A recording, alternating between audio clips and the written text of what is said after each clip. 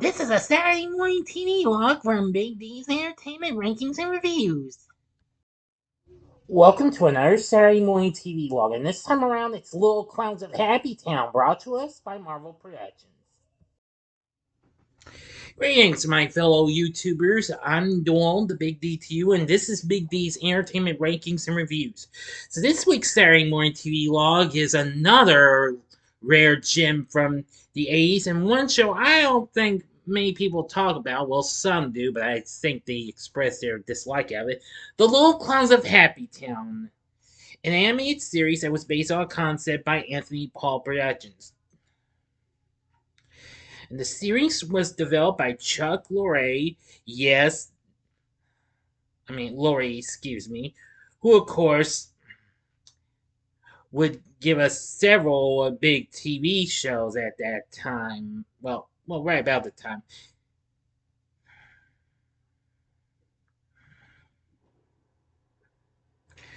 But anyway, he was already well known for being a writer for several shows, including various cartoons. And this was long before he went on to be the creator and showrunner for various shows, including Two and a Half Men, The Big Bang Theory, Mom and Young Sheldon. Yes, you heard me correctly. Anyway, the series originally premiered on ABC in September of 1987. The show was produced by Marvel Productions in association with ABC and Murakami-Wolf-Swenson, who, of course, this was right about the same year that studio would give us the original Teenage Mutant Ninja Turtles series. Anyway, now the series is set around the titular characters. They're young clowns from a funny named city called Happytown, whose goal is to spread happiness and imbue positive mental attitudes to the city next door. The young clowns are their leader, Big Top, and their next is his little brother, Bam Bump, and Big Top's helper, Hiccup, Tickles, Hiccup's best friend, Pranky, Big Top's best friend, and Blooper, Hiccup's big brother, along with their pet elephant Rover and their mentor, Mr. Pickle Herring. They are also accompanied by the clown-like animals that only Bam Bump can understand. The only thing that's in their way is the main antagonist, Awful Be Bad, and his minions, Geek and Whiner.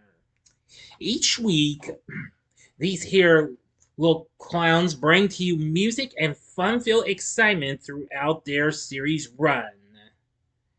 And let me tell you, it's really, really something. But anyway, I can't seem to remember seeing some of this show, but I think I do remember. After watching a few episodes, I think I've seen a little bit of this show if I took a break from the channel I was watching, because I was watching CBS at the time when I was a kid. But maybe at times I did come across this at some times.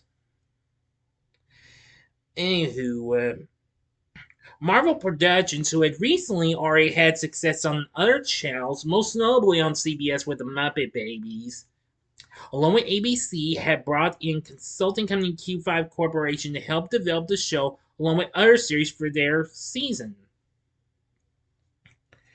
Now, of course,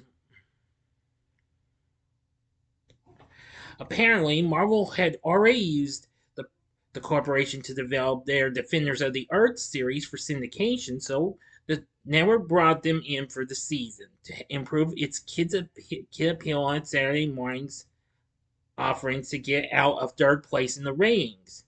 Yes, and this was still when they were starting to take off with the Bugs Bunny and Tweety show, as a matter of fact. But anyway, yeah, ABC was facing a little bit of issues at the time because CBS was still being big and NBC was starting to be even big. I mean, especially with the Smurfs that was still being big.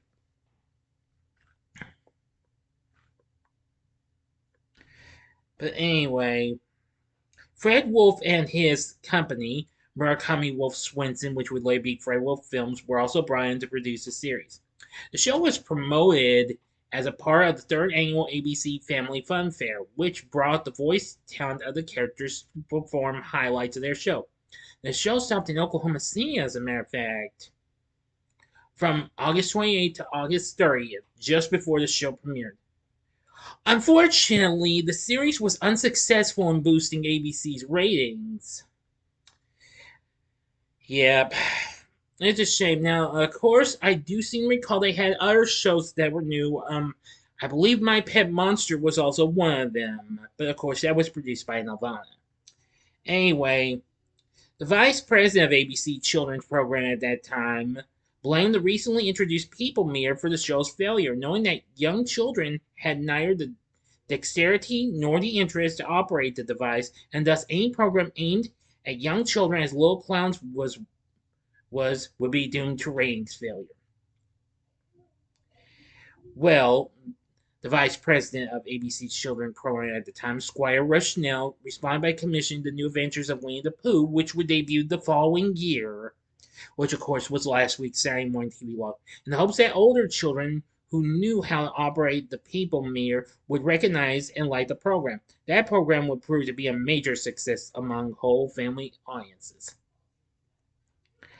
Yes, but even so, I have seen a few episodes. Now, there are a few episodes currently available on YouTube, so you can check them out.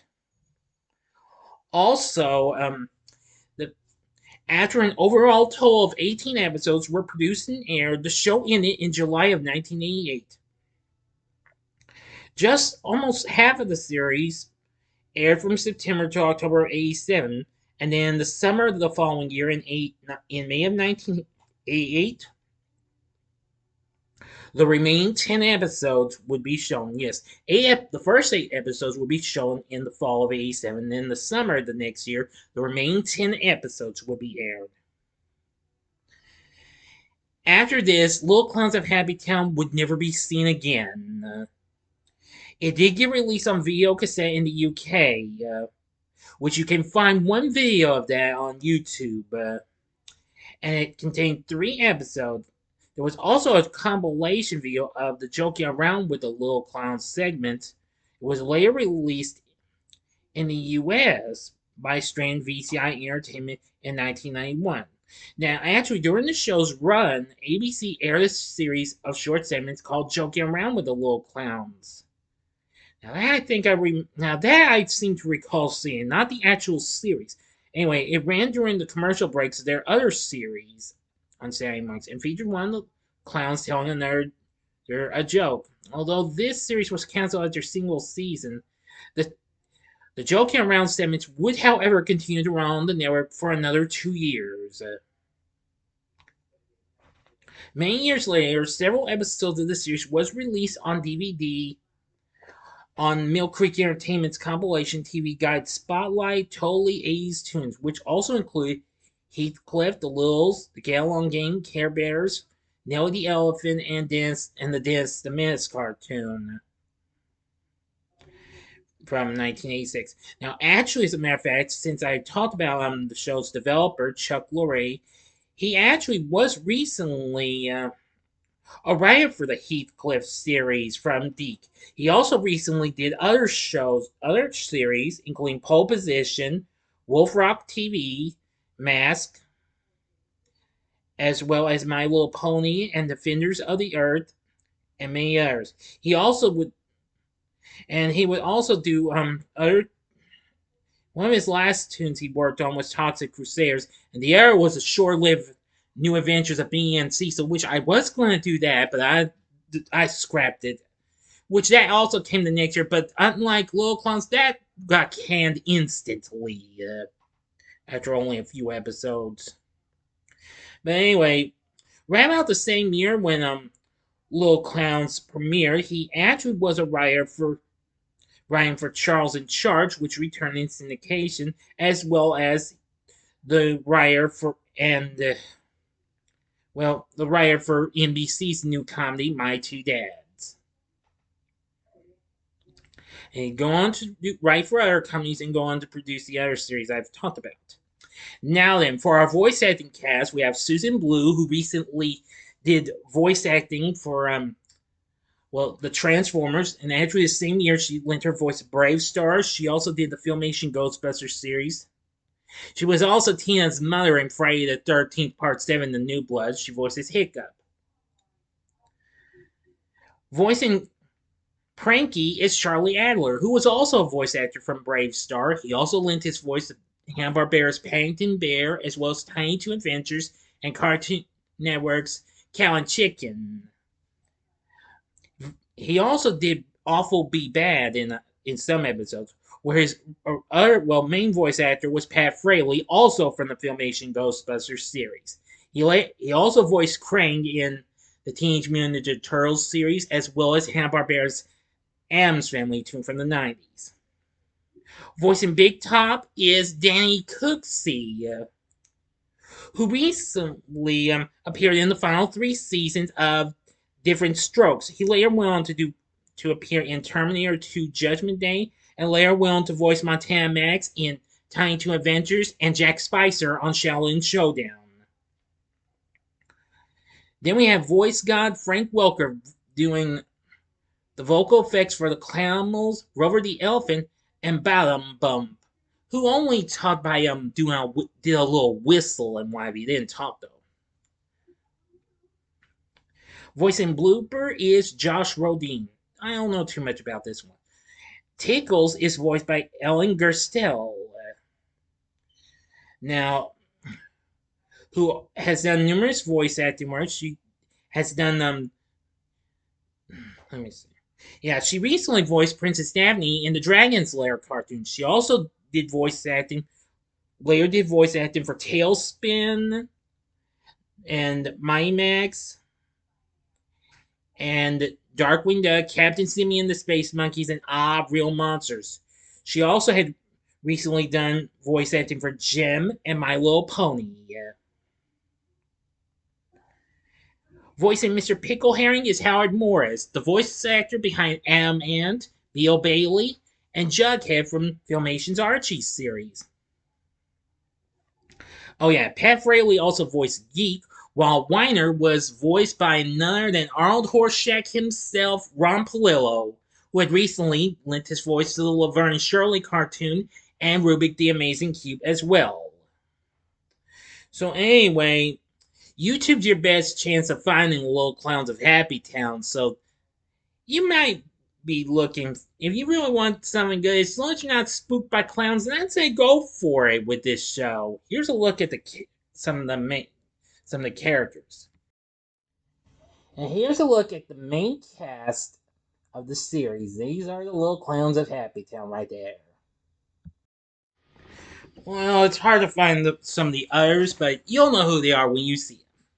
Anyway, if you're into cartoons that really have a little bit of a little educational feel to them that gives you a happiness type of message, kind of like what we got with other tunes, maybe like recently got with the Care Bears or Rainbow Bright or even the Gale Gang, I think you'll feel right at home with Little Clowns of Happytown. Again, just as long as you're not spooked by clowns, that is.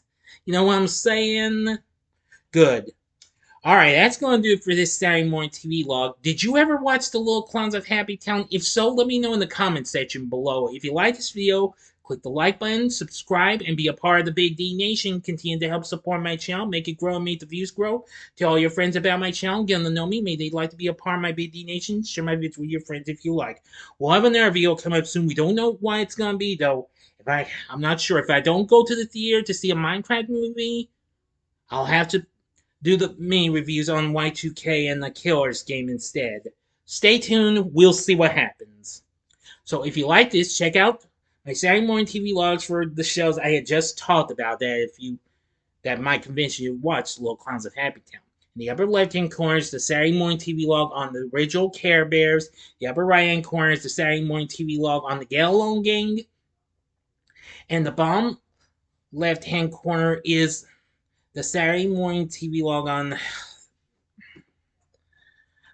Rainbow Bright, excuse me. And the bottom right hand corner, excuse me, I'm getting carried away here.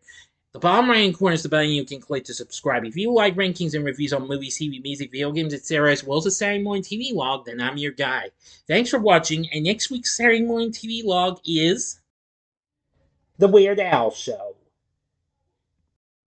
So until next time, I'm the Big D saying, see ya.